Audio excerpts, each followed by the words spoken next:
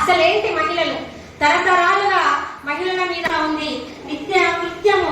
ఆడపిల్ల పుట్టిందంటే ఒక ఆడపిల్ల అనగానే కడుపులో ఉన్నటువంటి శిశువును కూడా సంపేసేటువంటి వాళ్ళ ఎందుకు మహిళలు నెట్టివేయబడ్డారు? అసలు మహిళలకు మనుగడ లేకుండా ఎందుకు?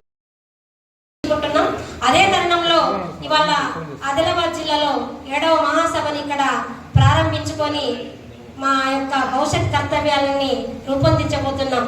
ఇవాళ దేశంలో జరుగుతున్నటువంటి ఆడవాళ్ళ మీద అఘాయిత్యాలు, అత్యాచారాలు, అనువనుగుణ జరుగుతున్నటువంటి అన్యాయాలపైన ప్రగతిశీల మహిళా సంఘం గత 50 సంవత్సరాలుగా ఎన్నో పోరాటాలు చేసినటువంటి చరిత్ర కలిగినటువంటి ఒక చారిత్రాత్మకమైనటువంటి ఒక విప్లవ సంస్థగా ఈ యొక్క తెలంగాణ 2 తెలుగు రాష్ట్రాలలో పేరుగాంచినటువంటి సంఘంగా ఉంది.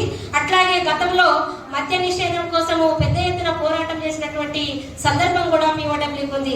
అట్లాగే తెలంగాణ ఉద్యమంలో ఈ సమాజంలో సగభాగమైనటువంటి స్త్రీలు తమ పాత్రను నిర్వర్తించి చాకలి ఐలమ్మ పోరాటం సాక్షిగా రోకలి బంటలు కారప్పొడి చేతబట్టి ఏదైతే నైజాం రజాకారులను తరిమి కొట్టిందో అట్లాగే తెలంగాణ ఉద్యమంలో కూడా తన సంస్కృతి సంప్రదాయాలతోటి పెద్ద ఎత్తున పోరాటాలలో పాల్గొన్న సందర్భంలో ప్రగతిశీల మహిళా సంఘము క్రియాశీల పాత్ర పోషించి మరి ఒక మిలిటెంట్ పోరాటాలు చేసి జైలుకి వెళ్ళినటువంటి సందర్భాలు ఉన్నాయి. అలాంటి సందర్భంలో మా మీద అనేక కేసులు, నిర్బంధాలు ఎదుర్కొన్నాం. ఇప్పుడు ప్రస్తుతము ఏ ప్రభుత్వం వచ్చినా మహిళలకు ఒరిగిందేం లేదు. అనునిత్యము హత్యలు, అత్యాచారాలతో ఈ యొక్క భారతదేశం తెల్లారుతా ఉంది.